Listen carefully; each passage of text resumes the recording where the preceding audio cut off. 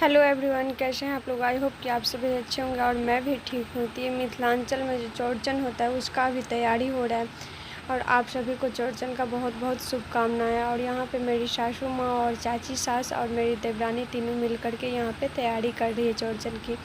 यहाँ पे जो आज पिड़किया खजुरिया सब जो बनते हैं और मेरी देवरानी यहाँ पे सुपारी काट रही थी। और यहाँ पे रंगोली भी बोलते हैं, मिथिलांचल में अरिपन बोलते हैं इसको। तो अरिपन मेरी ननद दे रही है और यहाँ पे सिंदूर उसमें लगते हैं, तो उसमें मेरी देवरानी जी सिंदूर लगा रही है अभी।